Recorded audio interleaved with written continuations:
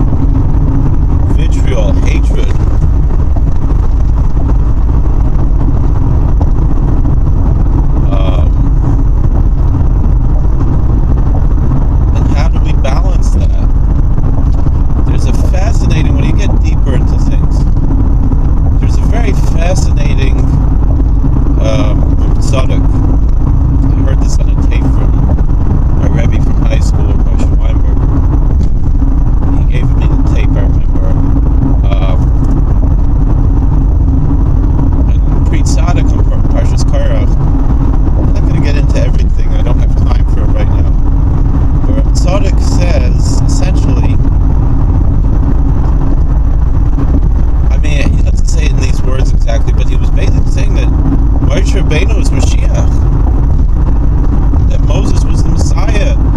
But what does that mean? That now everything was fixed, everything's perfect. Everybody's holy. The Lord is among them. These type of ideas. Medrash says that Korach, he came to Moshe Rabbeinu with a talish to kulei tchelis, and he says, "Does it still need the chut tchelis on each corner?" And Moshe Rabbeinu says, "Yes, it still needs it." He asked him, "What about a bias molis farm? Does it still need the mezuzah?" He said, "Yes, it still needs a mezuzah." You know, if a talis, if a prayer shawl is all blue, do you need another blue string? Yes. If a house is all filled with books, with Torah scrolls, do you still need a mezuzah? Yes. So Reb Tzadok explains the deeper meaning behind this. The Kabbalistic terms he uses are the or makif and or panimi. That Korach was talking of an or makif, and Moshe Rabbeinu was talking of the or panimi. That the surrounding light and the penetrating light, and that Korach was saying basically the world is already at its perfected state. Let's move past, let's progress past all of these things. But Moshe Rabbeinu says, no, we're not ready for that yet. We're still in a fallen state. This is the argument, really even till today, between the right and the left. Meaning Moshe Rabbeinu wants us to get to that perfected state, but understands if we're not there yet, and understands the danger of pretending that we're there when we're not there yet. And Korach is saying, we've already been redeemed, we've already been saved, we've already had the full redemption. What are we waiting for? And in modern politics, there is that same argument between Moshe Rabbeinu and Korach. I often will see how the ideas of Korach fall into many messianic movements. There was the Frankists and the Sabbateans who suggested that the world was already perfect, but then they said that, you know, the Torah doesn't apply anymore. They said, you know, we can bring holiness into everything. We can have all kinds of things that the Torah says are wrong and do them in order to commune with God, because God is only one. But the problem with that is, yes, God is only one, but the world's not ready for these things yet, and frankly, we'll never have these type of things. You know, there are certain things, yes, that the world has to progress beyond, but certain things are going to be forever. And the Frankists and the Sabbateans, they felt, you know, now everything is holy, meaning there's no difference between holiness and sin. There's no difference between good and evil. Everything is good. And it's not true. And that's what we see, you know, with these movements today. The world is just not ready. You know, look at the history of communism. You know, it comes to, even though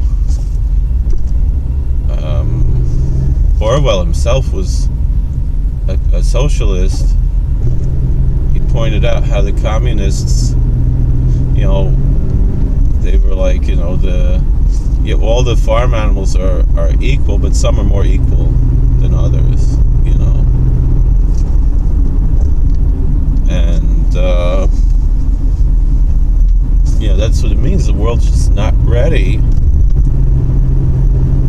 because it just doesn't work. You try this idea that sounds so beautiful in theory on paper, but it doesn't work.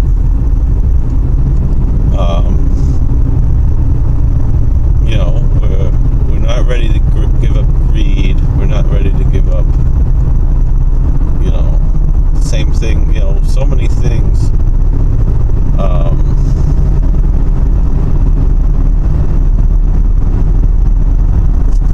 We're just not ready. The world's not ready.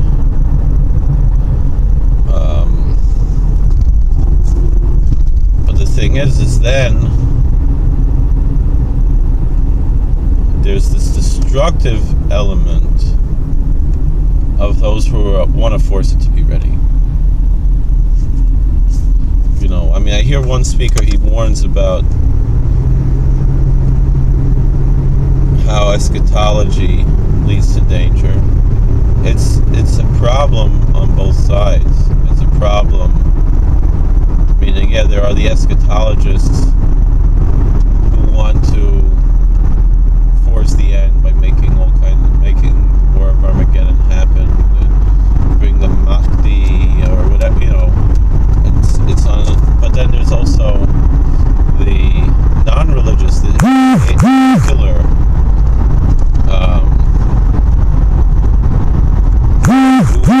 secular eschatologists, the ones who are like, let's uproot this whole system, throw it in the garbage, and let's have a revolution.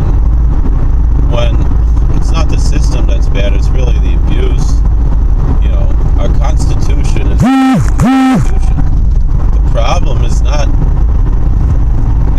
with the document, it's with the lack of adherence to the document in America.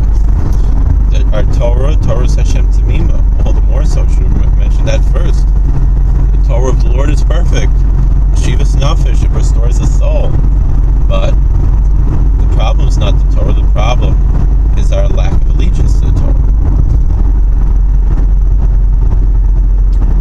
So,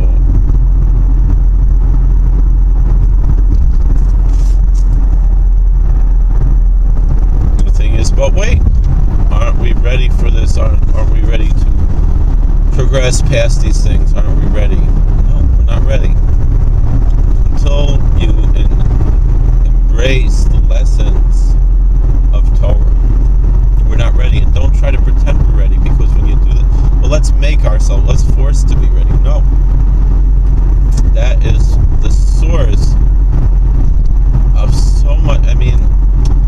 It seems pretty obvious that the left today comes from the Sabbatean Frankist movements. I wouldn't be surprised if Barney Frank was maybe an anacle from Jacob Frank. Look at the depravity of the left, and it goes right back to Jacob Frank, to Shabtai Tzvi. There have been direct links to so many of the powerful people on the left to the Frankist and Sabbatean movements, whether it's Marx, whether it's Freud, whether it's Louis Brandeis. It's amazing. It's really quite shocking. And there's someone on Twitter who calls himself the Rebbe. He's exposed a lot of these things. Not everything he says I agree with, but it's quite fascinating.